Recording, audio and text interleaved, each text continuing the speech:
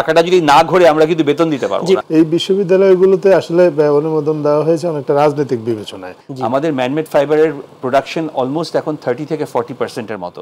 আজকেও কিন্তু বিনিয়োগকারীদের, বিদেশি বিনিয়োগকারীদের উপস্থিতিতেই একটা বিনিয়োগ চুক্তি সই হয়েছে সুইডিশ একটা কোম্পানির সাথে। ডেনিমে আমরা এগিয়ে গেছি, কিন্তু বাকি যে কটন প্রোডাকশন আছে কিংবা সিনথেটিক ফেব্রিক আছে সেগুলো কিন্তু প্রোডাকশনে আমরা আগাতে পারি নাই। আমরা যারা দেশীয় এন্টারপ্রেনিউর তারাই বিনিয়োগ করেছি এবং প্রচুর পরিমাণ বিনিয়োগ করেছি আমরা। পৃথিবীতে কিন্তু এখন 70% demand is on synthetic fabric. আসসালামু আলাইকুম প্রিয় দর্শক, মাহবুব সৈকত প্রত্যেককে আমন্ত্রণ জানাচ্ছি মাই টিভি সংলাপে। দর্শক, আপনারা জানেন যে আমরা সমসাময়িক এবং গুরুত্বপূর্ণ বিষয় নিয়ে আলোচনা করি মাই টিভি সংলাপে। আজ আমরা আলোচনা করব, আলোচনার বিষয় বিনিয়োগ সম্ভাবনা। প্রিয় দর্শক, আপনারা জানেন যে 5 আগস্ট পরবর্তী বাংলাদেশ এসেছে এক সম্ভাবনার উজ্জ্বল দৃষ্টান্ত নিয়ে, যে সম্ভাবনায় বিভিন্ন ক্ষেত্রে হাতছানি দিচ্ছে। সেই সম্ভাবনার মধ্যে অন্যতম একটি জায়গা হয়তো হচ্ছে বিনিয়োগ। সবাই যখন তাকিয়ে আছে বাংলাদেশ কোন পথে এগোচ্ছে, তারই মধ্যে অনুষ্ঠিত হতে যাচ্ছে বিনিয়োগ সম্মেলন। আজকে আমরা কথা বলবো সেই বিষয়গুলো নিয়ে। এছাড়া ইতিমধ্যেই আপনারা জানেন যে যুক্তরাষ্ট্র বিভিন্ন পণ্যের উপর শুল্ক আরোপ করেছে এবং সেটি তাদের সিদ্ধান্ত হয়েছে। এ নিয়েও বাংলাদেশ সরকারের পক্ষ থেকে নানান পদক্ষেপ নেওয়া হচ্ছে। সার্বিক বিষয়ে কথা বলবো আমরা, ব্যবসা বাণিজ্যের এই বিষয়গুলো নিয়ে। স্টুডিওতে উপস্থিত রয়েছেন, পরিচয় করে দিচ্ছি। আমার ডান পাশে রয়েছেন প্রধান উপদেষ্টার উপপ্রেস সচিব আবুল কালাম আজাদ মজুমদার, আপনাকে স্বাগত জানাচ্ছি। ধন্যবাদ। এবং একই সাথে ডান পাশে রয়েছেন বিজিএমই এর পরিচালক শোভন ইসলাম, আপনাকে স্বাগত জানাচ্ছি। ধন্যবাদ। আমি প্রথমেই আজাদ ভাই আপনাকে দিয়ে শুরু করি। সেটি হচ্ছে যে বিনিয়োগ সম্মেলন, এই বিষয়টি তো আসলে ধারাবাহিকভাবেই হয়ে আসছে। এবারের প্রেক্ষাপটে এই বিনিয়োগ সম্মেলন থেকে কোন কোন অর্জনগুলো আমরা করতে চাচ্ছি? আমরা ইতিমধ্যেই দেখেছি যে ইকোনমিক জোনে বিভিন্ন দেশের যারা বিনিয়োগকারী রয়েছেন তারাও আপনার পরিদর্শন করিয়েছেন। সম্ভাবনার জায়গা কতটুকু তৈরি হচ্ছে এবং টার্গেটটা কি? ধন্যবাদ আপনাকে। বিনিয়োগ সম্মেলন আগেও হয়েছে, হ্যাঁ এটা সত্য, কিন্তু বেশিরভাগই আসলে সেগুলো সীমাবদ্ধ ছিল 5 তারকা হোটেলের ভিতর, অথবা বিদেশে গিয়ে বিনিয়োগ সম্মেলনের নামে রাষ্ট্রীয় অর্থের কিছু অপচয় হয়েছে। তো এবার প্রথম আমরা দেখছি যে বিনিয়োগকারী যারা এসেছেন তাদেরকে একেবারে বাংলাদেশের যে ফিল্ডে, যেখানে তারা চাইলে ফ্যাক্টরি স্থাপন করতে পারেন সেখানে নিয়ে যাওয়া হয়েছে। গতকালকে একটা বড় ডেলিগেট দুটো এরকম ফিল্ড পরিদর্শন করেছেন এবং আজকেও ওনারা একটা জায়গায় গিয়েছেন, তারা সেখানে হাতে কলমে দেখেছেন। আমরা দেখেছি যে এবার কিন্তু বিনিয়োগ সম্মেলনের একটা ওভারহেলমিং একটা রেসপন্স আছে আপনার ফরেন ইনভেস্টরদের কাছ থেকে।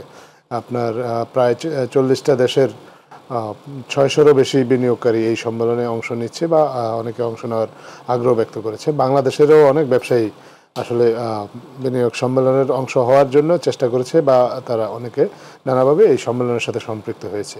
গতকাল যারা গিয়েছিলেন কোরিয়ান ইপিজেডে, সেই ইপিজেডটা আপনার দীর্ঘদিন ধরে আপনার সেই ইপিজেডে ল্যান্ড একটা ডিসপিউট ছিল, তারা ল্যান্ডের অ্যালোকেশন চেয়েছিল সরকারের কাছে। সেই ল্যান্ডের সমস্যাটা সমাধান করা হয়েছে, তাদেরকে সেখানে স্থায়ী বরাদ্দ দেওয়া হয়েছে। আমরা আশা করি সেই যে আপনার কোরিয়ান যে ইপিজেড যেটা, সেখানে যে আনইউজড প্লটগুলো আছে এখন আপনার সেখানে উদ্যোক্তারা ফ্যাক্টরি স্থাপন করবেন এবং বিনিয়োগের যে সুযোগ সুবিধাগুলো আছে সেগুলো কাজে লাগাবেন। ওনারা আপনার মিরসরাইতে গিয়েছেন। 2018 সালে মিরসরাইতে এই আপনার ইকোনমিক জোনটা তৈরি করা হয়েছে, স্পেশাল ইকোনমিক জোন, কিন্তু আসলে বিশাল একটা এলাকা জুড়ে এই ইকোনমিক জোনটা তৈরি করা হয়েছিল আপনার প্রায় 35,000 একর নিয়ে, কিন্তু সেই অর্থে সেখানে বিনিয়োগকারীদের কাছ থেকে আসলে সেভাবে কোনো সাড়া পাওয়া যায়নি।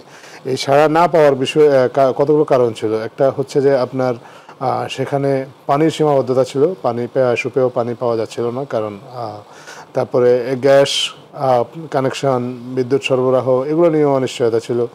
আপনার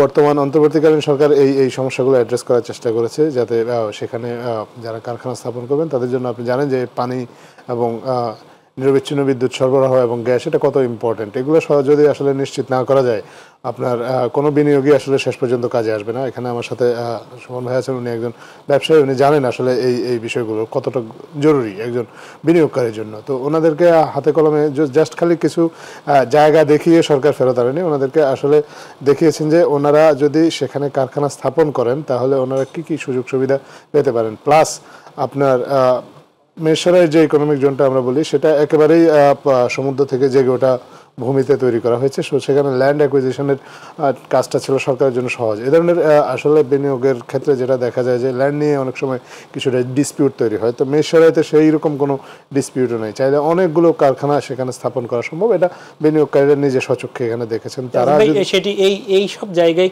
তো আমাদের দেশি বিনিয়োগকারীরাও বিনিয়োগ করতে পারবেন, তাই অবশ্যই বিনিয়োগ যে কেউ করতে পারবেন। বিনিয়োগের জন্য তো আসলে কারো দেশি বিদেশি আলাদাভাবে সেভাবে। এই কয় বছরে ওই সব জোনগুলোতে কতটুকু এগিয়েছে? না, আমরা দেখেছি যে কোরিয়ান যে ইপিজেডটা, সেখানে কোরিয়ান যে ইয়াঙ্গন কর্পোরেশন, তারাই মূলত সেখানে আপনার কাজ করেছেন। তাদের সুযোগ ছিল আরও অনেক কোরিয়ান ইনভেস্টরকে সেখানে আনার, কিন্তু সেটা তারা এই ভূমি সংক্রান্ত জটিলতার কারণে পারে নাই। এবং এখন তো সরকারের পক্ষ থেকে তাদের সেই জটিলতা নিরসন করা হয়েছে, আরো করা হয়েছে ইতিমধ্যে এই জায়গাটা তাদেরকে বুঝিয়ে দেওয়া হয়েছে এবং সেখানে একটা বিনিয়োগ আসবে। আর মিরসরাইটা আসলে অনেক বড়, এটা আসলে চোখে না দেখলে ঠিক বিশ্বাস করা কঠিন যে এখানে বাস দিয়ে একটা পুরো ইকোনমিক জোনটাতে যাতায়াত করতে অনেক লম্বা সময় লাগে। তো এখানে শুধুমাত্র জায়গা থাকলে তো হলো না, আর অন্যান্য ফ্যাসিলিটিস গুলো অবকাঠামোগত এই সুযোগ সুবিধাগুলো এনশিওর করার কথা। আজকে আমরা যেখানে গিয়েছি, যে জাপানের যে বাংলাদেশের সাথে জাপানের যে বিনিয়োগ অঞ্চলটা তৈরি করা হয়েছে জাপানের সহযোগিতায়, এটা বাংলাদেশের প্রথম আসলে গভর্নমেন্ট টু গভর্নমেন্ট কোনো কান্ট্রির সাথে যৌথভাবে একটা বিনিয়োগ অঞ্চল তৈরি করা হয়েছে। তো সেখানে আপনার ইতিমধ্যেই কিন্তু, এবং এটা অন্যান্য বিনিয়োগ অঞ্চলগুলোতে আমরা যেমন দেখেছি মূলত টেক্সটাইল সেন্ট্রিক, কিন্তু এই অঞ্চলটা জাপানের সহায়তায় যে বিনিয়োগ অঞ্চলটা তৈরি করা হয়েছে, এখানে কিন্তু আপনার লাইট ইঞ্জিনিয়ারিং, ইলেকট্রনিক্স ইত্যাদি এইসব পণ্যের জন্য কিন্তু আপনার কারখানা যাতে স্থাপন করা যায় সেই ব্যবস্থাগুলো রাখা হয়েছে। এবং সেটার একটা অলরেডি আমরা একটা দেখেছি যে আপনার সিঙ্গারের মতো একটা মাল্টিন্যাশনাল কোম্পানি, তারা কিন্তু তাদের ফ্যাক্টরি ওখানে স্থাপন করেছে। আজকে আমাদের বিনিয়োগকারীরা সচক্ষে দেখেছেন যে সেই কারখানাতে আপনার প্রতি মাসে 50,000 unit refrigerator, 10,000 unit television manufacture হচ্ছে এবং একটা মাত্র কারখানা চালু হয়েছে। কিন্তু এর মধ্যে এক বছরে এই রপ্তানি প্রক্রিয়াকরণ অঞ্চলটা আপনার স্পেশাল ইকোনমিক জোন যেটা আমরা বলি, সেটাকে সেখানে $200 মিলিয়ন বিনিয়োগ অলরেডি আকৃষ্ট করেছে। আজকেও কিন্তু বিদেশি বিনিয়োগকারীদের উপস্থিতিতেই একটা বিনিয়োগ চুক্তি সই হয়েছে সুইডিশ একটা কোম্পানির সাথে।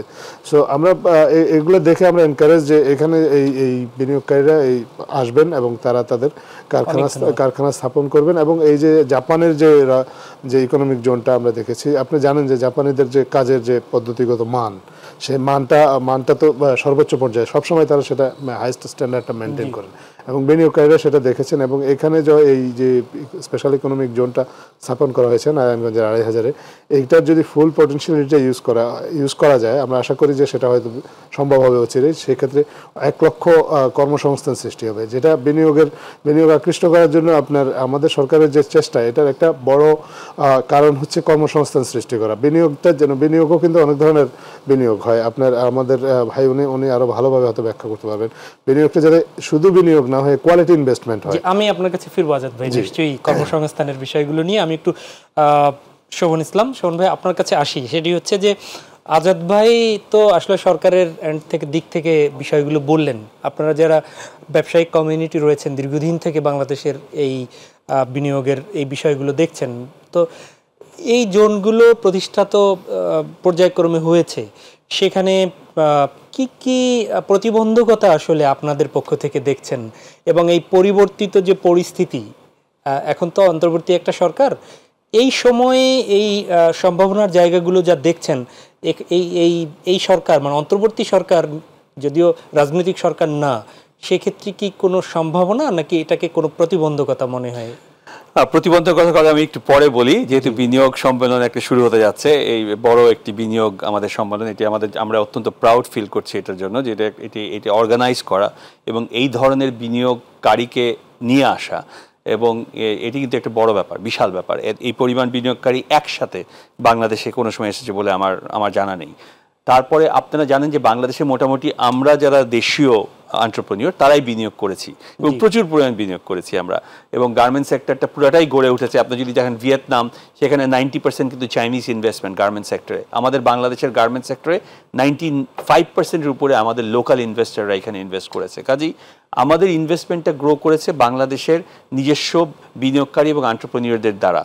এবং আমরা যে প্রতিবন্ধকতাগুলো একটু পরে আসি, আমি আগে যে সম্ভাবনার জায়গাটাতে দেখি, এই সম্ভাবনার জায়গাটাতে দেখেন যদি আমরা গার্মেন্টসে $40 বিলিয়ন এক্সপোর্ট করি, এখন আমাদের কিন্তু প্রচুর পরিমাণ ব্যাকওয়ার্ড লিঙ্কেজের প্রয়োজন আছে। আমরা যদিও কটন এবং ডেনিম আমরা প্রোডাকশন করতে পারছি, কিন্তু যে পরিমাণ কটন অ্যান্ড ডেনিম গুড ফিনিশিংয়ের দরকার, সেই গুড ডেনিমে আমরা এগিয়ে গেছি, কিন্তু বাকি যে কটন প্রোডাকশন আছে কিংবা সিনথেটিক ফেব্রিক আছে সেগুলো কিন্তু প্রোডাকশনে আমরা আগাতে পারি নাই। আমরা কিন্তু বহুবার জাপানের কাছে গিয়েছি, সাউথ কোরিয়ার কাছে গিয়েছি, কারণ তারা এই সিনথেটিক ফেব্রিকে অত্যন্ত পারদর্শী, এবং এই পেট্রোকেমিক্যাল বেস এই সিনথেটিক ফেব্রিক ইউজ করে যদি আমরা সিনথেটিক ফেব্রিক তৈরি করতে পারি, কারণ পৃথিবীতে কিন্তু এখন 70% demand is on synthetic fabric, তাহলে কিন্তু আমরা লিড টাইম কমিয়ে আনতে পারবো এবং সিনথেটিক ফেব্রিক আমরা প্রোডাক্ট ডাইভার্সিফিকেশন করে প্রচুর পরিমাণ সিনথেটিক ফেব্রিক রপ্তানির দ্বার আমরা উন্মোচিত করতে পারবো।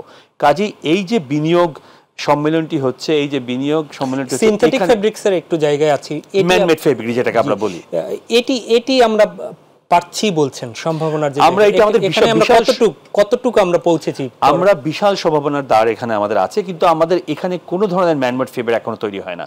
আমাদের সম্পূর্ণ ম্যানমেড ফেব্রিকটি চায়না থেকে, কোরিয়া থেকে, ইন্ডিয়া থেকে এবং টার্কি থেকে ইম্পোর্ট করতে হয়। কাজেই যখন ইম্পোর্ট করতে হয় তখন আমাদের লিড টাইম কমে যায়। কাজে আমরা বহুদিন থেকে চেষ্টা করছি, বিজিএমইর পক্ষ থেকে আমরা বহুদিন থেকে চেষ্টা করছি আকৃষ্ট করার জন্য, একটা বড় বিনিয়োগকারী আকৃষ্ট করার জন্য, কারণ সিনথেটিক ফেব্রিক ম্যানমেড ফাইবার তৈরি করতে যে পরিমাণ বিনিয়োগের দরকার হয় সেটি বিশাল পরিমাণ, এবং জায়গাও লাগে, সক্ষমতা আমাদের নাই বললে ঠিক না, আমাদের এটি ক্যাপাবিলিটি থাকলেও আমাদের এক্সপার্টিস নাই।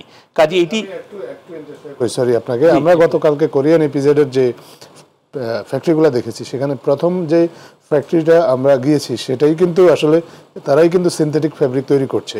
আপনার ইয়াংগুন কর্পোরেশন, তারা কিন্তু সিনথেটিক ফেব্রিক তৈরি করছে, এবং সেটা কিন্তু বিনিয়োগকারীরা সরেজমিনে দেখছেন যে এই কাজটা কিন্তু বাংলাদেশে শুরু হয়েছে, এবং এই যে সম্ভাবনাটার কথা ভাইয়া বললেন, এই সম্ভাবনাটা যে কাজে লাগানো যায় এটা এবং কাজে লাগানো সম্ভব, সেটা কিন্তু তারা সরেজমিনে সেখানে এসে দেখে এসেছেন। এবং উনি কিন্তু কোরিয়ার কথা বলেছেন যে এই প্রযুক্তিটা বা এই কাজটা কোরিয়া অনেক ভালো পারে, কোরিয়ান ইপিজেডেই কিন্তু আমরা এই কাজটা যে হচ্ছে অলরেডি বাংলাদেশে শুরু হয়ে গিয়েছে, সেটা কিন্তু আমাদের বিনিয়োগকারীরা দেখেছেন, এবং তারা কিন্তু এইখানেও বিনিয়োগের অনেক সুযোগ আছে।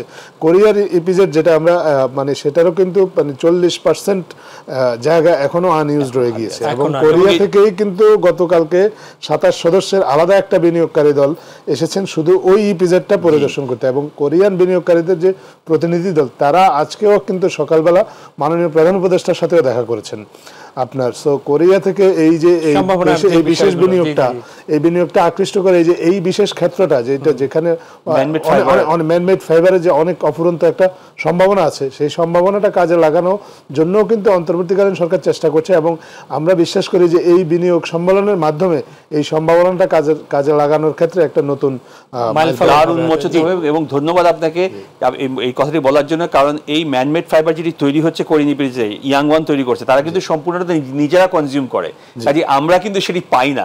কাজে নতুন আর একটি কোম্পানি যদি আসে যেটা কমার্শিয়ালি এখানে ম্যানমেড ফাইবার তৈরি করবে এবং এটা বাইরের কোম্পানিগুলোকে দিবে, তাহলে আমরা সেটি কিনে আমরা আমাদের গ্রাহকদেরকে এটা এক্সপোর্ট করতে পারবো। এটা বিশাল সম্ভাবনা। আরো কয়েকটি সম্ভাবনা আমি কুইকলি বলি। আপনাদের মধ্যে কি সেরকম বাংলাদেশের কোনো উদ্যোক্তা সরকারকে সহযোগিতা চেয়ে বিগত দিনে আমরা বহু চেয়েছি, কারণ জানেন আমরা কিন্তু ম্যানমেড ফাইবারের প্রচুর গার্মেন্টস বানাই।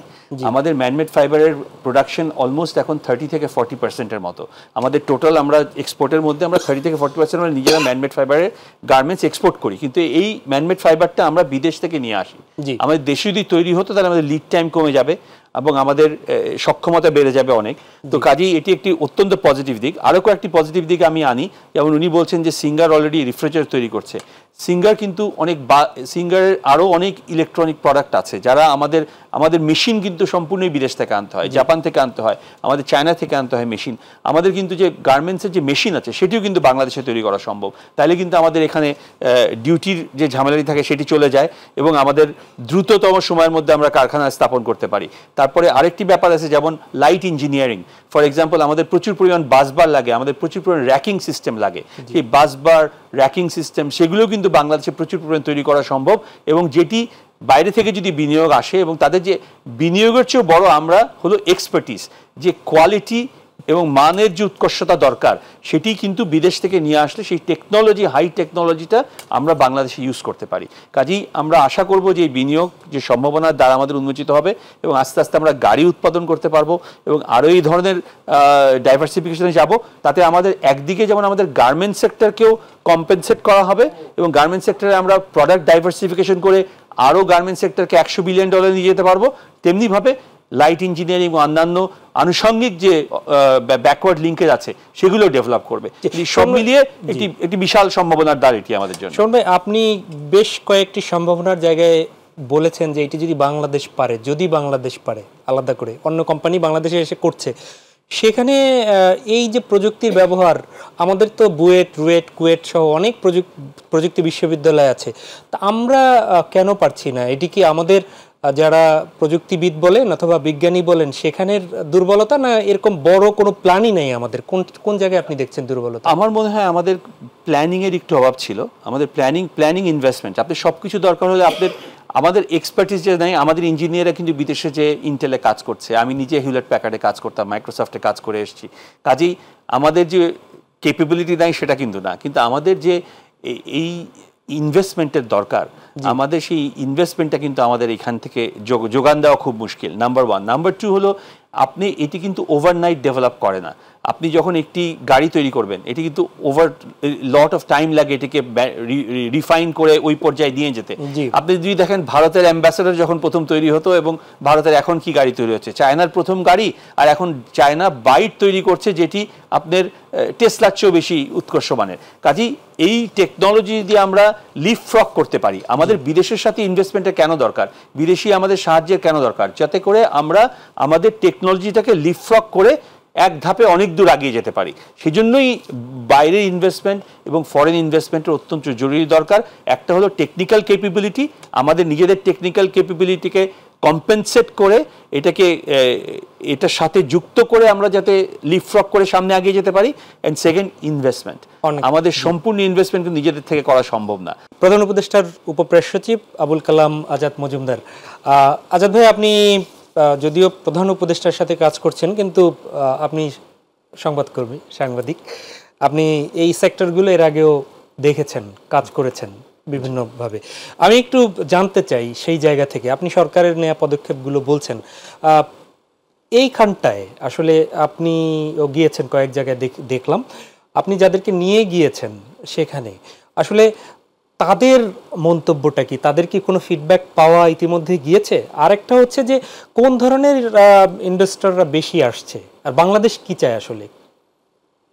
বাংলাদেশ তো সব ধরনের ইনভেস্টমেন্টই চায় বাংলাদেশ। এবং আমার যখন আপনার শেষ প্রশ্নে যখন আমি আসছিলাম, আমি কোয়ালিটি ইনভেস্টমেন্টের কথা বলছিলাম। কোয়ালিটি ইনভেস্টমেন্ট মিনস হচ্ছে যে এই ইনভেস্টমেন্টের মাধ্যমে আমাদের দেশে কর্মসংস্থান তৈরি হবে। আমাদের শুধুমাত্র যেমন গার্মেন্টসের ক্ষেত্রে যদি আপনি ইনভেস্ট করেন, আপনার সেখানে আপনার যদি 100 টাকা আপনি যদি রপ্তানি করেন, আবার সেখানে যদি আপনার 90 টাকাই আবার আপনার কাঁচামাল আমদানিতে চলে যায়, তাহলে তো আর আমার দেশের অর্থনীতিতে সেটা সেভাবে অবদান রাখতে পারে না। এই জন্য ভাই ব্যাকওয়ার্ড লিঙ্কেজ ইন্ডাস্ট্রিজের কথা বলছেন, যাতে করে প্রয়োজনীয় র মেটেরিয়ালগুলো এখানেই তৈরি হয় এবং এই এবং এই টাকাটা চলে না যায় অর্থনীতি, আমাদের ইকোনমিতেই যেন এই ইনভেস্টমেন্টটা রোল করে। এই জন্য কোয়ালিটি ইনভেস্টমেন্টের দিকে গভর্নমেন্ট ফোকাস করছে, ইন্টারিম গভর্নমেন্ট। এবং সেই চেষ্টা থেকেই আসলে চাইনিজ ইনভেস্টরদের এখানে আনা হয়েছে। উনি একটু আগে একটা জিনিস মেনশন করেছেন, খুব চমৎকার একটা পয়েন্ট, যে আমাদের যে গার্মেন্ট ইন্ডাস্ট্রি, যেটা $40 বিলিয়ন একটা ইন্ডাস্ট্রি এই মুহূর্তে দাঁড়িয়ে আছে, এটা 95% হচ্ছে আমাদের লোকাল ইনভেস্টরদের অবদান। এখন এখানে আপনি যদি ফরেন ইনভেস্টরদেরকে যোগ করতে পারেন তাহলে আপনার এইটাই কিন্তু আপনার ওভারনাইট একটা বড় একটা জাম্প দেবে, এবং সেই চেষ্টাটাই করা হচ্ছে। প্রফেসর ইউনূস দায়িত্ব নেওয়ার পর বেশ কয়েকবার বিদেশে বিভিন্ন সম্মেলনে অংশ নিয়েছেন বা বিদেশি অনেক ডেলিগেট ওনার সাথে দেখা করেছেন। উনি কিন্তু আপনার তাদের কাছে বাজেট সাপোর্ট, গ্র্যান্ট, লোন এগুলো নিয়ে দেন দরবার করেননি। জি, বাজেট এগুলো নিয়েও হয়তো মাঝে মধ্যে কথা বলেছেন, কিন্তু ওনার মূল ফোকাসটা ছিল যে আপনারা আমাদের দেশে ইনভেস্ট করেন। ইনভেস্টমেন্টটা হচ্ছে ওনার মেজর এরিয়া অফ ফোকাস, এবং ইনভেস্টমেন্ট না শুধু, উনি বিভিন্ন দেশের কাছে এমনকি ইউরোপিয়ান দেশগুলোকেও উনি আহ্বান জানিয়েছেন যে আপনারা আপনাদের ফ্যাক্টরিগুলো এখানে রিলোকেট করেন, আমাদের চিপ লেবার আছে, আমরা যদি আমাদের এই লেবারের যে আমাদের যে লেভারেজটা, এই লেভারেজটা যদি আমরা কাজে লাগাতে পারি তাহলে আমরা আপনার আমাদের এখানে ইকোনমি আরও ফাস্ট হবে, ইকোনমি আরও সাইজটাও আরও বড় হবে। এবং এটার জন্য আপনার ইউরোপিয়ান কান্ট্রিগুলা বা অনেক মেজর যারা বায়ার আছে তাদের একটা বড় কনসার্ন হচ্ছে লেবার কমপ্লায়েন্সের ইস্যু। লেবার ল, বাংলাদেশ আপনি দেখবেন যে আপনার লেবার লতেও কিন্তু রিফর্মের একটা উদ্যোগ নিয়েছে, আপনার আইএলওর সাথে কাজ করছে। কিছুদিন আগে জেনেভাতে আইএলওর একটা কনভেনশন হয়েছে, সেখানে বাংলাদেশ প্রতিশ্রুতি দিয়ে এসেছে যে তারা লেবার লটা আপনার রিফর্ম করবে, যাতে করে আপনার এই কমপ্লায়েন্সটা যদি মেনটেন করা হয় তাহলে আপনার ফরেন যারা মানে ইনভেস্টর আছে তারা কিন্তু এখানে এসে তখন তাদের ফ্যাক্টরিটা রিলোকেট করে এইটাকে বাংলাদেশটাকে তাদের একটা রিজিওনাল ম্যানুফ্যাকচারিং হাব বানানোর যে উদ্যোগটা বাংলাদেশ থেকে নেওয়া হয়েছে বা আহ্বান জানানো হয়েছে, তারা সেটার সাথে সেই উদ্যোগের সাথে যুক্ত হওয়ার চেষ্টা করবে। আরেকটা দিক বর্তমান অন্তর্বর্তীকালীন সরকারের পক্ষ থেকে চেষ্টা করা হচ্ছে, সেটা হচ্ছে চট্টগ্রাম বন্দরের সম্ভাবনাটাকে কাজে লাগানো। আপনি জানেন যে আমাদের আমদানি রপ্তানি বাণিজ্যের একটা বড় অংশই সব চট্টগ্রাম বন্দর দিয়েই আসা যাওয়া করে, এবং চট্টগ্রাম বন্দরের কন্টেইনার জটের কারণে আমাদের রপ্তানিকারকরা এবং আমদানিকারকরা সবাই কিন্তু ক্ষতিগ্রস্ত হয়। এবং চট্টগ্রামে এই জন্য একাধিক কন্টেইনার এখানে যদি কন্টেইনার টার্মিনাল যদি নির্মাণ করা যায়, সেক্ষেত্রে আপনার এই ক্ষেত্রে যদি মোবিলিটিটা যদি বাড়ে তাহলেও কিন্তু আপনার ইকোনমিক বেনিফিটটা আমাদের যারা এখানে পটেনশিয়াল ইনভেস্টর আছেন বা যারা অলরেডি ইনভেস্ট করেছেন তারা সেই সুবিধাটা পাবেন। এবং চট্টগ্রাম বন্দরের এই পটেনশিয়ালিটিটা কাজে লাগানোর জন্য তিনি ডাভোসে আপনার কথা বলেছেন অনেকগুলো বিনিয়োগকারীর সাথে। আপনার এই বিনিয়োগ সম্মেলনেও আপনি দেখছেন ডিপি ওয়ার্ল্ডের একজন ঊর্ধ্বতন কর্মকর্তা এসেছেন।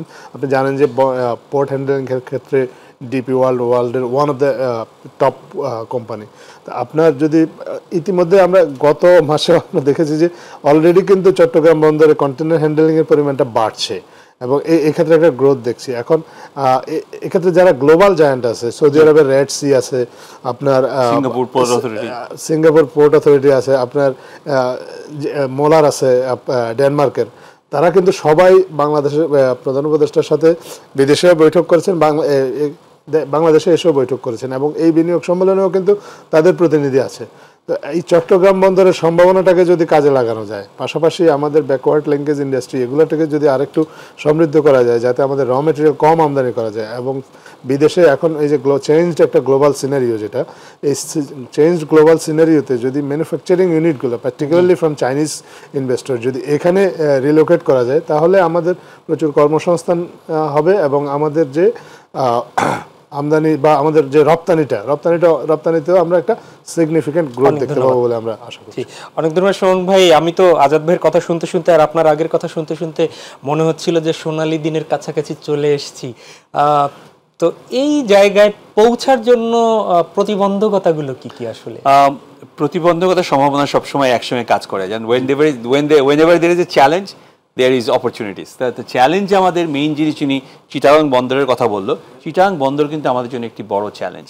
সেই বড় চ্যালেঞ্জ কিন্তু একটা অপরচুনিটি হিসাবে কাজ করতে পারে, এবং সেই অপরচুনিটি কিভাবে এটা হতে পারে সেটা কিন্তু উনি একটু ইঙ্গিত দিয়েছেন আজাদ ভাই। তা আমি এখানে আরো একটু যোগ করি, আমাদের কিন্তু এখন এখানে চিটাগাং বন্দরে আমাদের ডিপসি ভেসেল আমাদের আসে না, আমাদের কিন্তু আমাদের মাদার ভেসেল আসে না, আমাদের এখানে ছোট ছোট জাহাজ আছে, সেই জাহাজগুলোকে কলম্বো কিংবা সিঙ্গাপুর কিংবা হংকং হয়ে আমাদের বিদেশ যেতে হয়। এতে করে আমাদের লিড টাইম আমাদের গার্মেন্টসের ক্ষেত্রে এবং এক্সপোর্টের ক্ষেত্রে সবচেয়ে বড় অন্তরায়, ওয়ান অফ দ্য বিগেস্ট অন্তরায়।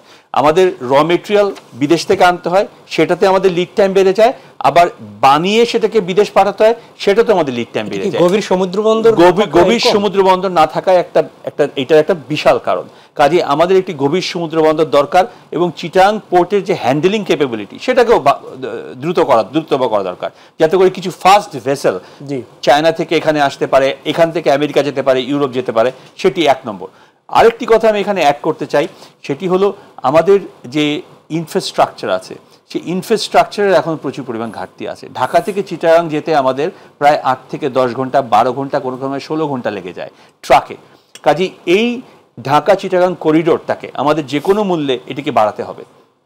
আমরা যদিও আমরা চিটাগাংয়ে বহু ফ্যাক্টরি নিয়ে যাচ্ছি, কিন্তু ঢাকা এবং রেস্ট অফ দ্য বাংলাদেশ কিন্তু সবকিছুই কিন্তু সব জায়গাতেই কিন্তু ফ্যাক্টরি করা সম্ভব। কিন্তু আমরা যদি ইনফ্রাস্ট্রাকচারটাকে বাড়াতে পারি তাহলে একটি বিশালভাবে আমরা এটিকে কাজে লাগাতে পারি। আমাদের আরেকটি অন্তরায়ের কথা বলি, সেটি আমরা সবাই জানি, একটি হলো গ্যাস আর একটি হলো বিদ্যুৎ। আমাদের যে বিদ্যুৎ উৎপাদন হয় সেটি বিদ্যুৎ আমরা উৎপাদন করছি, আমাদের বিদ্যুতে আমাদের এক্সেস ক্যাপাসিটি হয়ে আছে, কিন্তু আমাদের কয়লা নাই। বিদ্যুতের যে র মেটেরিয়াল আসবে কয়লা, যেটি দিয়ে আমরা বিদ্যুৎ তৈরি করব, সেটি আনার কোনো না ব্যবস্থা করি আমরা কয়লা ভিত্তিক বিদ্যুৎ কেন্দ্র বানিয়ে ফেলেছি। নিউক্লিয়ার পাওয়ার প্ল্যান্টের দিকে আমাদের যেতে হবে। আমাদের গ্যাস প্রবলেমের যে কোনো মূল্যে সমাধান করতে হবে, হয়তো সেটা গ্যাস এক্সপ্লোরেশন করে হোক কিংবা আমাদের এলএনজি টার্মিনাল করে হোক, প্রচুর পরিমাণে এলএনজি আমদানি করে আমাদেরকে যদি আগাতে হয় ইন্ডাস্ট্রিয়াল সেক্টরে, আমাদের বিদ্যুৎকে দিতে হবে, গ্যাস দিতে হবে, এবং কোয়ালিটি বিদ্যুৎ এবং কোয়ালিটি গ্যাস। বিদ্যুৎ মানে ভোল্টেজ ফ্ল্যাকচুয়েশন করা বিদ্যুৎ না, বিদ্যুৎ মানে যে বিদ্যুৎটি সবসময় একই ভোল্টেজ দিবে। কারণ আমরা কিন্তু হাইলি সফিস্টিকেটেড মেশিন এখন আরএনজি সেক্টরে ব্যবহার করছি। সরি, আর একটু সময় নেব এখানে। আরেকটি ব্যাপার হলো ব্যাকওয়ার্ড লিঙ্কেজ। ব্যাকওয়ার্ড লিঙ্কেজ আমি আবার জোর দিয়ে বলতে যাচ্ছি, কারণ আমরা যদি 100 টাকা এক্সপোর্ট করি তার মধ্যে 70 টাকা আমাদের র মেটেরিয়ালসে চলে যায়। কাজেই আমরা যদি ব্যাকওয়ার্ড লিঙ্কেজ প্রচণ্ডভাবে বিল্ড আপ করতে পারি, তাতে আমাদের লিড টাইম কমে যাবে, এটা আমাদের কম্পিটিটিভ অ্যাডভান্টেজ বাড়বে, এবং আমরা 100 টাকাই আমরা নিজেদের দেশে রাখতে পারবো। এখানটা একটু আমি জিজ্ঞেস করতে চাই, সেটি হচ্ছে যে সাধারণ জনগণ অনেক সময় বলার চেষ্টা করেন যে যেমন এতদিন 95% এই যে গার্মেন্টস শিল্প খাতে দেশি উদ্যোক্তারা বিনিয়োগ করেছিল, এখন যদি বড় বড় কোম্পানি এখানে ঢুকে তাহলে তো বিনিয়োগ তাদের, লাভটাও তাদের। সেক্ষেত্রে কি ছোট ছোট আমরা অপেক্ষাকৃত যারা দুর্বল কোম্পানি আছে বা কারখানা আছে তারা কি ক্ষতিগ্রস্ত হয়ে যাবে? বাংলাদেশের বিনিয়োগকারীরা একটু সম্ভাবনা কম আছে? দেখুন, যে কোনো দেশের উন্নতির একটি বড় সোপান হলো small and medium business. Small and medium business কিন্তু বড় কোম্পানি ডেভেলপ করলে স্মল অ্যান্ড মিডিয়াম বিজনেসটা কিন্তু ক্ষতিগ্রস্ত হয় না। আমরা যদি ব্যাকওয়ার্ড লিঙ্কেজ স্থাপন করি, আমরা যদি প্রচুর পরিমাণ ফেব্রিক মিল, আমরা সিনথেটিক ফেব্রিক মিল স্থাপন করি, আমাদের যদি ইনফ্রাস্ট্রাকচার উন্নত হয়, তাহলে কিন্তু ছোট কোম্পানিগুলো এটা থেকে বেনিফিট হবে। প্রতিযোগিতায় কি টিকতে পারবে? প্রতিযোগিতা অবশ্যই টিকতে পারবে, কারণ বড় কোম্পানিগুলোর ছোট কোম্পানিগুলোকে দরকার পড়ে সাবকন্ট্রাক্টিং করার জন্য, বিভিন্ন ধরনের কাজ করার জন্য। এবং অনেক যখন বড় বড় বায়াররা আসে, তারা কিন্তু বিভিন্ন ধরনের বায়ার আসে। যখন বাংলাদেশে একটা গার্মেন্টস হাব, তখন এখানে কিন্তু বিভিন্ন ধরনের বায়ার আসে। কেউ ছোট গার্মেন্টসের জন্য সুইটেবল, কেউ বড় গার্মেন্টসের জন্য সুইটেবল। এবং সেখানে আমাদের যদি লেবার প্র্যাকটিসটাকে যদি আমরা ইনশিওর করতে পারি, তাহলে কিন্তু আমরা কোয়ালিটি বায়ার আমরা অ্যাট্রাক্ট করতে পারবো। এবং আমরা এই যে আমাদের স্মল মিডিয়াম সাইজের ফ্যাক্টরিগুলো যেখানে সাফার করছি আমরা এখন, সেই লেবার প্র্যাকটিসের জন্য এবং অনেক সময় ইনফ্রাস্ট্রাকচার দুর্বলতার জন্য কিন্তু এই মিডিয়াম সেক্টর ফ্যাক্টরিগুলো সাফার করে। এবং আরেকটি ব্যাপার হলো রেড টেপ।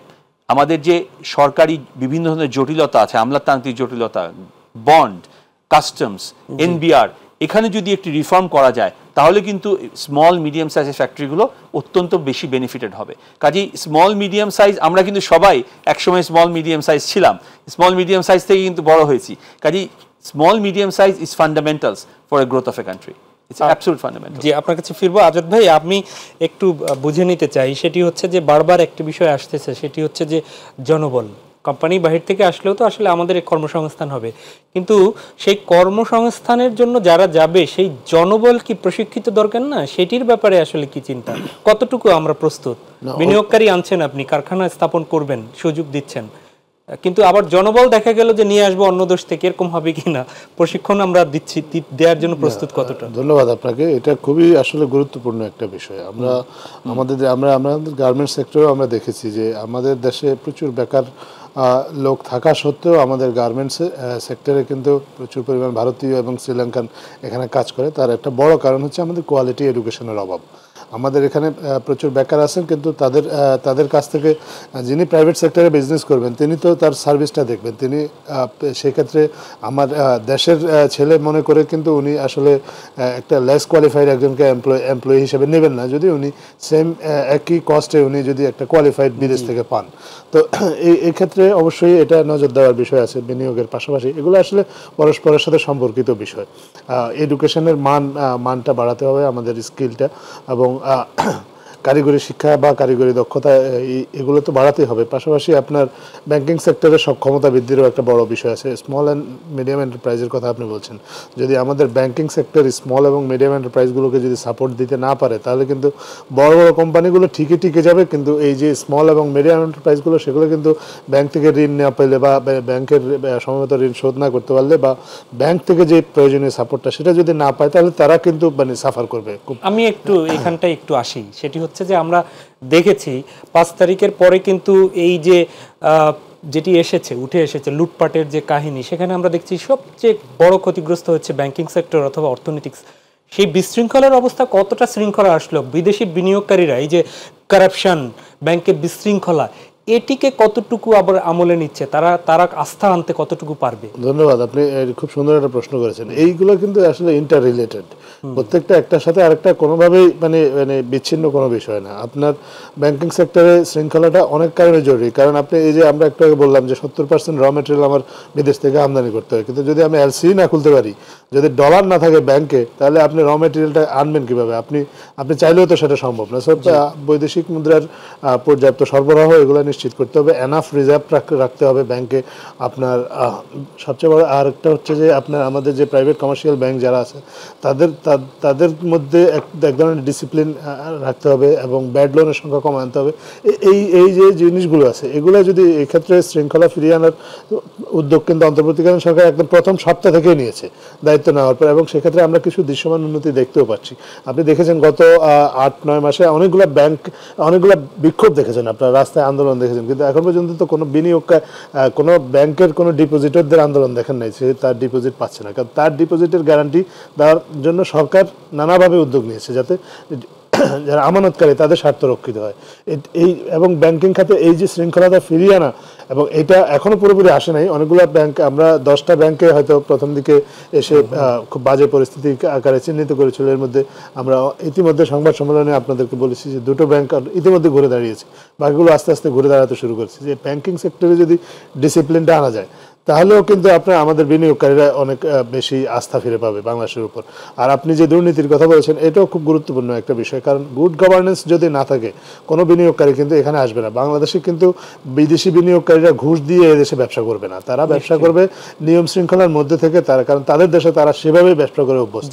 এবং এই গুড গভর্নেন্সটা এনশিওর করাটা একটা one of the major preconditions to attract FDI, এবং ইন্টারিম গভর্নমেন্ট সেই চেষ্টাটাই করে যাচ্ছে। জি, আপনার কাছে আমি আসবো। আমলাতান্ত্রিক জটিলতার একটা বিষয় বলেছিল, সেই আমলাতান্ত্রিক জটিলতা দূর করার জন্য সংস্কারের বিষয়টিও আছে। আমি খুব ছোট্ট করে একটু শুনবো, বিরতিতে যাব। তার আগে ব্যাংকিং শৃঙ্খলা কিছুটা ফিরছে এটি বলছেন আজাদ ভাই, যদিও আসলে কতটা ফিরছে ব্যাংকিং শৃঙ্খলা, কি কতটা দেখতে পাচ্ছেন? একটা রিজার্ভের ঘাটতি ছিল অথবা ব্যাংক থেকে টাকা ডলারের ঘাটতি ছিল, এই বিষয়গুলোর আসলে কি অবস্থা আপনারা? আমি আজাদ ভাইয়ের সাথে একমত। ব্যাংকিং শৃঙ্খলা অনেকটা উন্নতি হয়েছে। ডলারের ঘাটতি এখন আমাদের চলে যায় নাই, কারণ আমরা একটা হাংরি ইকোনমি। আমরা চাই যে আরও উন্নতি করতে, আরও এক্সপোর্ট বাড়াতে, আরও ইকোনমির সাইজটাকে বড় করতে, আরও জিডিপি বড় করতে। কাজেই আমাদের এই মুহূর্তে ডলারের ঘাটতি কিছু রয়েছে, আমরা হয়তো এই ঘাটতি কাটিয়ে উঠতে পারবো। ডলারের ঘাটতি কাটানোর একটি উপায়, একটি হলো রেমিটেন্স বাড়ানো। আমাদের রেমিটেন্স হুন্ডির মাধ্যমে যায়, সেটিকে প্রপার চ্যানেলে নিয়ে আসা এবং এক্সপোর্ট বাড়ানো। যদি আপনি সম্পূর্ণ, আমি একটু বায়াস যেহেতু আমি এক্সপোর্টার, কিন্তু এক্সপোর্ট ইজ দ্য ফান্ডামেন্টাল। আমরা যদি এক্সপোর্ট বাড়াতে পারি আপনার ডলারের ঘাটতি চলে যাবে অটোমেটিক। তো আমাদের এক্সপোর্টের দিকে যদি আমরা একটু নজর দিই, আমলাতান্ত্রিক জটিলতা থেকে আমরা যদি বেরিয়ে আসতে পারি এবং এক্সপোর্টের দিকে যদি আমরা একটু আরও একটু বেশি নজর দিতে পারি তাহলে ভালো হবে। আমাদের সরকার অনেক জিনিস নিয়ে ব্যস্ত, তাই না? আমাদের এই অন্তর্বর্তীকালীন সরকার অনেক জিনিস নিয়ে ব্যস্ত, হয়তো এক্সপোর্টের দিকে তাদের এত নজর তারা দিতে পারে নাই, কিন্তু এক্সপোর্টের দিকে যদি আরও একটু নজর বেশি দেন, এবং আমরা দেখতে পাচ্ছি যে এখন বিদেশি বিনিয়োগকারী নিয়ে আসা হচ্ছে, কিন্তু এক্সপোর্টের দিকে আরও একটু নজর দিতে পারে, তাহলে আমরা এক্সপোর্টটাকে আরও অনেক বাড়াতে সক্ষম হবো বলে আমি একটা পয়েন্ট আপনার এই এটার সাথে অ্যাড করি, শুধু এক্সপোর্ট বাড়লেই আমি মনে করি না যে সমস্যাটার সমাধান হবে। এক্সপোর্টের যে মানিটা, এটা কিন্তু আমাদের এনশিওর করতে হবে যে এটা আসছে বাংলাদেশে। বিকজ আমরা এর আগে দেখেছি ওভার ইনভয়েসিং এবং আন্ডার ইনভয়েসিং এর মাধ্যমে কিভাবে টাকা পাচার হয়েছে। আপনি এক্সপোর্ট করলেন কিন্তু এক্সপোর্টের টাকাটা সেখানেই রয়ে গেল, বাংলাদেশে আসলো না। সেই এক্সপোর্টের গ্রোথ কিন্তু আমার দেশের ইকোনমিতে খুব বেশি কন্ট্রিবিউট করতে পারবে না। So it is at the same time very important to ensure that money is back to absolutely important. কিন্তু আজাদ ভাই, এখানে আমি এটি একটি ভুল ধারণা থেকে আমি সবাইকে বের করে আনতে চাই যে বাংলাদেশের যে এক্সপোর্টটি হয়, যদি গার্মেন্টস সেক্টর পার্টিকুলারলি, এখানে যদি আপনার রেমিটেন্স যেই এক্সপোর্টটি করি সেই ডলার যদি রিপ্যাট্রিয়েট হয়ে না আসে, আমরা কিন্তু বেতন দিতে পারবো না কর্মচারীর। কারণ বেতন is almost 16-17% of our export. কাজেই আমাদের 16% কিন্তু রেখে দিতে হয় ইমিডিয়েটলি। ওইটা যদি টাকাটা যদি না ঘরে, আমরা কিন্তু বেতন দিতে পারবো না। কাজেই এটা কিন্তু ফেরত আসে। এইটা অনেক সময় আন্ডার ইনভয়েসিং এর মাধ্যমে, ওভার ইনভয়েসিং এর মাধ্যমে টাকাটি পাচার হয়, যে যখন ক্যাপিটাল মেশিনারিজ আসা হয়। কিন্তু এটি কিন্তু শুধুমাত্র এক্সপোর্ট দিয়ে যে আপনি প্রচুর পরিমাণ টাকা বাইরে পাঠাতে পারবেন, এটি কিন্তু ঠিক না। কারণ আপনি বেতন দিবেন কিভাবে? আপনি যদি এক্সপোর্ট না করেন, আপনি আপনার ব্যাক টু ব্যাক বিল দিতে পারবেন না, আপনি আপনার বেতন দিতে পারবেন না, আপনি আটকা পড়ে যাবেন। আজাদ ভাই, নিশ্চয়ই আপনি এই যে টাকা ইনভয়েসের মাধ্যমে চলে যায় সেটির কোনো কথা থাকলে আপনি আসলে বলবেন। কিন্তু আমি সাথে একটু আপনি দক্ষ জনবলের বিষয়ে একটু জানতে চাই। তা হচ্ছে যে আমরা দেখেছি কয়েকদিন আগে যে জাতীয় বিশ্ববিদ্যালয়কে বিশ্ববিদ্যালয় করার আন্দোলন, অথবা প্রায় 200-300 প্রাইভেট বিশ্ববিদ্যালয় সব মিলে, তো এত বিশ্ববিদ্যালয়, একদম এত কলেজ, এত প্রতিষ্ঠান, সে প্রতিষ্ঠানগুলো থেকে গ্রাজুয়েশন, পোস্ট গ্রাজুয়েশন করছে, এরপরে চাকরির জন্য ঘুরছে, সেগুলো কি সাবজেক্ট আসলে পড়ানো হচ্ছে? এই দক্ষ জনবল সেখান থেকে আমরা পাচ্ছি না কেন? আর সেগুলোর সাবজেক্ট, এই যে কারিগরি সাবজেক্টগুলো অন্তর্ভুক্ত করা হচ্ছে না কেন? এটার তো অনেকগুলো কারণ আছে, এত সংক্ষিপ্ত সময়ে এই কারণ আলোচনা করে শেষ করা যাবে না। আমার কাছে যেটা মনে হয়েছে যে প্রথম কথা হচ্ছে যে এই যে বিভিন্ন বিশ্ববিদ্যালয়ের অনুমোদন দেওয়া হয়েছে, এই বিশ্ববিদ্যালয়গুলোতে আসলে অনুমোদন দেওয়া হয়েছে অনেকটা রাজনৈতিক বিবেচনায়। এবং দেখা গেছে যে সবাই ওই কিছু অর্থ কামানোর জন্য সবাই খালি বিবিএ এবং এমবিএ এইসব সাবজেক্টই অন্তর্ভুক্ত করেছে, কারণ এটা হলে আসলে কিছু চাকরি পাওয়া যায় খুব দ্রুত। এইরকম আশায় বিবিএ এমবিএ বিভাগ খুলে পরে দেখা গেছে যে টেকনিক্যাল সাইডে যে আপনার যে সাবজেক্টগুলো দরকার, সেই সাবজেক্টগুলোকে খোলেও না। এবং আসলে সেখানে শুধুমাত্র যে মানে বিশ্ববিদ্যালয়গুলোর সমস্যা রয়েছে তা না, সেগুলোর জন্য আসলে প্রয়োজনীয় শিক্ষকেরও ঘাটতি আছে। একজন দুজন শিক্ষক দিয়ে একটা তো বিভাগ চালানো যায় না। তো এটা একটা জাতীয়ভাবে আমাদের আসলে একটা অনেক বড় সমস্যা। তবে এটার দিকে সরকার, অন্তর্বর্তীকালীন সরকার চেষ্টা করছে, তারাও নজর দিচ্ছে। আমরা আশা করি যে সামনে এটা কারণ এই প্রবলেম তো ওভারনাইট সলভ করা যাবে না। এটা আপনার আমরা আমাদের ভবিষ্যতে যেসব সরকার আসবে তারাও কিছু এমন কিছু পলিসি গ্রহণ করবে যে পলিসিগুলো পরবর্তীতে আপনার কাজে লাগবে। আচ্ছা ভাই, একটু অ্যাড করি, সেটি হচ্ছে যে বাংলাদেশের এই যে বিভিন্ন পণ্যের উপরে যুক্তরাষ্ট্রের যে উচ্চ শুল্ক আরোপ করেছে, সরকারের পক্ষ থেকে আপনারা আবার বিবেচনার জন্য স্থগিত রাখার জন্য চিঠি দেওয়া হয়েছে, এটি আসলে কতটা ফল পাওয়া যাবে? কারণ এটিতে স্থগিত চাওয়া হয়েছে, রিথিং এর কোনো সুযোগ কি যুক্তরাষ্ট্রের পক্ষ থেকে আশা করছেন? প্রথম কথা, সিদ্ধান্তটা তো বাংলাদেশের না। কতটা সুফল পাওয়া যাবে বা রিথিং করবে কি করবে না, এই সিদ্ধান্তটা মার্কিন যুক্তরাষ্ট্রের। বাংলাদেশের পক্ষ থেকে চেষ্টাটা শুধু করা যেতে পারে, এবং সেই চেষ্টাটা করেছে। আমাদের একটা লেভারেজ আছে এক্ষেত্রে। আমাদের মাননীয় প্রধান উপদেষ্টা, ওনার ব্যক্তিগত যোগাযোগ যুক্তরাষ্ট্রের পলিসি মেকিং লেভেলে যথেষ্ট ভালো, এবং উনি নিজেই দায়িত্ব নিয়েছেন যে উনি এই কাজটা করবেন। আমরা আশা করি যে উনি ওনার পার্সোনাল কানেকশনের মাধ্যমে হয়তো যুক্তরাষ্ট্রকে কনভিন্স করতে পারবেন। আরেকটা জিনিস এখানে আমরা দেখছি যে অনেকটা কিছু প্যানিক মিজারও হয়তো এই মুহূর্তে লক্ষ্য করবেন আপনি। কারণ এই যে কয়েকটা ক্ষেত্রে রিপোর্ট দেখেছে যে অর্ডার ক্যান্সেল হয়ে গিয়েছে, একটা আপনার লেদার কোম্পানির $1 মিলিয়ন অর্ডার ক্যান্সেল হয়ে গিয়েছে, বা আপনার 2-1 বায়ারের হয়তো শিপমেন্ট ক্যান্সেল করার জন্য তাদের বায়াররা বলেছে। এগুলো হচ্ছে আপনার প্যানিক মেজার। এরকম একটা মেজর ডিসিশনের ক্ষেত্রে এইরকম 2-1টা প্যানিক মেজার হইতেই পারে। এটা তবে সরকার একেবারেই এই বিষয়ে ঘাবড়ে না গিয়ে বাস্তবভিত্তিক পদক্ষেপ নেওয়ার চেষ্টা করছে। যুক্তরাষ্ট্রের সাথে আরও বেশি করে এঙ্গেজ হওয়ার চেষ্টা করছে, যাতে করে যুক্তরাষ্ট্রের সাথে বাংলাদেশের যে গ্যাপটা, এই গ্যাপটা রিডিউস করা গেলে আপনার হয়তোবা যুক্তরাষ্ট্র এই সিদ্ধান্তটা পুনর্বিবেচনা করবে। আমাদের যারা একটা জিনিস আপনি যদি খেয়াল করে দেখেন আমাদের যারা মেজর কম্পিটিটর এই গার্মেন্টস সেক্টরে, চায়না, ভিয়েতনাম, আপনার কম্বোডিয়া, শ্রীলঙ্কা, এই দেশগুলো, তাদের উপরেও কিন্তু উচ্চ হারে শুল্ক আরোপ করা হয়েছে। সো ইমিডিয়েটলি আমি মনে করি না যে বাংলাদেশের গার্মেন্টস সেক্টর এটাতে ক্ষতিগ্রস্ত হবে। তবে ইন দ্য লং রান যদি এই মেজারটা, এই ট্যাক্সটা যদি রিভিউ না করা হয়, তাহলে in the long run Bangladesh ক্ষতিগ্রস্ত হতে পারে। এই কারণে যে অনেকগুলো দেশ আছে যেগুলোতে ট্যারিফ যথেষ্ট কম, এবং আস্তে আস্তে যারা বায়ার আছে তারা সেদিকে, আফ্রিকান কিছু কান্ট্রি আছে সেদিকে মুভ করতে পারে। এবং এমনকি ভারতেও কিন্তু আমাদের তুলনায় আসলে অনেক কম ট্যাক্স। সেক্ষেত্রে বাংলাদেশের কিছু অর্ডার হয়তো ভারতেও শিফট হওয়ার একটা আশঙ্কা আছে, যদিও আমরা মনে করি যে গার্মেন্টসের ক্ষেত্রে বাংলাদেশের সক্ষমতা ভারতের চেয়ে অনেক গুণ বেশি।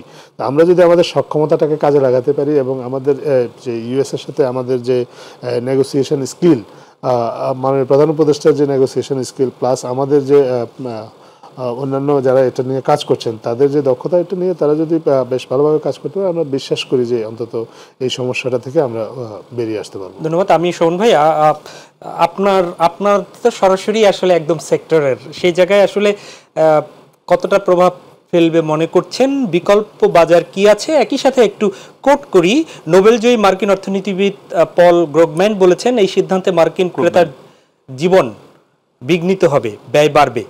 এটি তার বক্তব্য।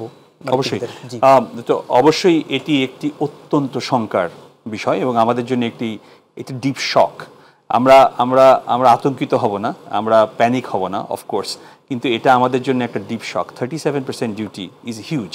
আমরা বলতে পারি হ্যাঁ, ভিয়েতনামে 49% অ্যাড হয়েছে, কম্বোডিয়াতে 46%, চায়নাতে 54%। তো এটাতে কিন্তু আমাদের 37%-এর কোনো বিকল্প হয়ে যাচ্ছে না। আমাদের 37% স্টিল 37%। আমাদের যে বায়ারগুলো আমাদেরকে অলরেডি অর্ডার প্লেস করেছে, সেই অর্ডারগুলো তারা আদৌ নিবে কিনা, নিলে আমাদের এখান থেকে তারা ডিসকাউন্ট চাবে কিনা, এই ব্যাপারগুলো কিন্তু এখনো আমাদের মাথার উপর ঝুলছে। আমরা এটি নিয়ে নেগোশিয়েট করব, আমরা অপরাজেয়ভাবে এবং রিলেন্টলেসভাবে চেষ্টা করব এই সমস্যা থেকে পরিত্রাণ পেয়ে বের হয়ে আসতে। আমাদের সরকারের সাহায্যের দরকার এবং আমরা মনে করি এই মুহূর্তে প্রফেসর ডক্টর মোহাম্মদ ইউনূসের মতো একজন লোক, যিনি আমাদের প্রধান উপদেষ্টা আছেন, তার চেয়ে ভালো আমরা ব্যাটার কাউকে পেতাম না। তার চেয়ে ওনার যে মার্কিন যুক্তরাষ্ট্রের যোগাযোগ রয়েছে, এটির মাধ্যমে আমরা এটি থেকে বেরিয়ে আসতে পারবো বলে আমরা বিশ্বাস করি। আমরা মনে করি না যে এটি 37% থাকলে আমরা সার্ভাইভ করতে পারবো। 37% অন্য জায়গায় যদি 44% থাকে, 37% থাকলে আমরা সার্ভাইভ করতে পারবো না। মিড টার্মেও পারবো না, লং টার্মে তো পারবোই না। কাজেই আমার সবার প্রতি অনুরোধ থাকবে যে যেমন করে হোক, আমরা 2টি চিঠি অলরেডি পাঠিয়েছি। আমাদের প্রধান উপদেষ্টা একটি চিঠি পাঠিয়েছে, আমাদের বাণিজ্য উপদেষ্টা একটি চিঠি পাঠিয়েছে। আমাদের যে কোনো মূল্যে এটি নেগোসিয়েশন করে এই ট্যাক্সটিকে কমিয়ে আনতে হবে এবং এটার জন্য দরকার হলে অলরেডি ইন্ডিয়ার লোকরা কিন্তু বসে আছে আমেরিকাতে গিয়ে, আমাদের দরকার হলে লোক পাঠাতে হবে।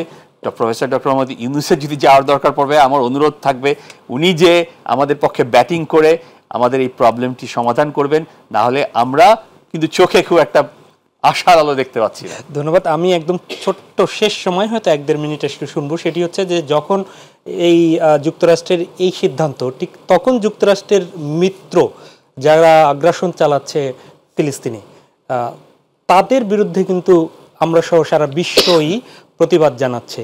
তো এই প্রতিবাদের যে বিষয়গুলো, এবং সামনে আরও 12 তারিখ আরও বড় ধরনের কর্মসূচি আসবে, এটির সাথে কিংবা এই ইসরায়েলি আগ্রাসনের সাথে আমাদের দেশের ইকোনমি কিংবা ব্যবসা বাণিজ্য কোনো প্রভাব পড়বে কিনা একটু ছোট্ট করে যদি বলেন।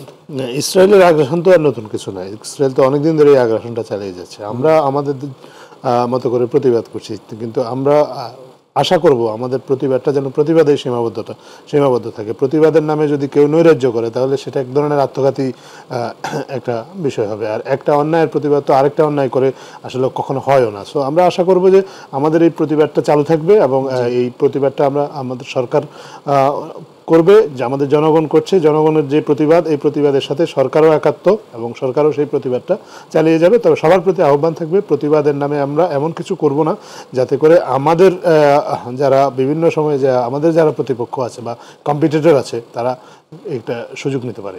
ধন্যবাদ। এবং ল এনফোর্সমেন্টটাকে কিন্তু আমাদের শক্ত হাতে দমন করবে, শক্ত হাতে ইমপ্লিমেন্ট করতে হবে, কারণ প্রতিবাদ হতেই পারে, কিন্তু কালকে সিলেটে যেভাবে কেএফসি ভাঙচুর হলো এটা কোনোভাবেই কাম্য হতে পারে না। এই ভাঙচুরগুলো যে কোনো মূল্যে বন্ধ করতে হবে। পদক্ষেপ নিয়েছে, কিন্তু ভাঙচুর তো হয়ে গেছে, তাই না? আমরা বহুবার ভাঙচুর দেখলাম, 50-এর বেশি গ্রেফতার করেছে সিসি ফুটেজ দেখে। সরকার তড়িৎ ব্যবস্থা নিয়েছে বোধহয়, আরো দ্রুত তড়িৎ ব্যবস্থা নিতে হবে। ভাঙচুরটা যাতে না হতে পারে সেই জন্য অ্যাডভান্স ব্যবস্থা নিতে হবে যাতে ভাঙচুর না হয়। কারণ কিন্তু ভাঙচুরের রাজনীতি, ভাঙচুরের একটা সংস্কার কিন্তু আমাদের অলরেডি তৈরি হয়ে গেছে, এটা থেকে আমাদের বেরিয়ে আসতে হবে। কথা নেই বার্তা নেই আমরা ফ্যাক্টরি ভাঙচুর করলাম, কথা নেই বার্তা নেই আমরা একটা ব্যবসা ভাঙচুর করলাম, এভাবে তো আমরা একটা ইনভেস্টমেন্ট সামিট করছি, সেখানে এইভাবে ভাঙচুর চললে তো আমরা কি দেখাচ্ছি সারা দুনিয়াকে? এটি কি আবার অন্য কোনো হীন উদ্দেশ্য স্বার্থ চরিতার্থ করার মধ্যে, এই আন্দোলনের মধ্যে, বা এটিকে কেউ ব্যবহার করছে বলে মনে হয়? আমি একজন ব্যবসায়ী, আমি এদিকে যেতে চাই না। আমার অনুরোধ থাকবে সরকারের প্রতি যে আপনারা যে কোনো মূল্যে ল অ্যান্ড অর্ডারকে স্ট্যাবলিশ করেন এবং যে কোনো মূল্যে আপনারা এই ধরনের ভাঙচুর প্রতিহত করেন। আচ্ছা ভাই, একটু বোধহয় আপনার কাছ থেকে 1 মিনিট যেতেই হয় এই যে আইন শৃঙ্খলার ব্যাপারে যেটা বললেন, এবং এর মধ্যে অন্য কোনো মানে ফ্যাসিবাদের দোসররা আবার ঢুকে পড়ছে কিনা, এর মধ্যে কারা আছে এটা তো আসলে তদন্ত সাপেক্ষ বিষয়, তাই এখন বিষয়ে সরাসরি মন্তব্য না করি।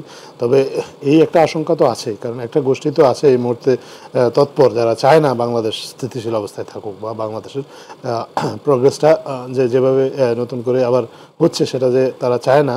তো সেরকম গোষ্ঠীর কোনো সংশ্লিষ্ট থাকলেও থাকতে পারে, তবে এখনই এই বিষয়ে আসলে কোনো কনক্লুশনে না আসাই ভালো।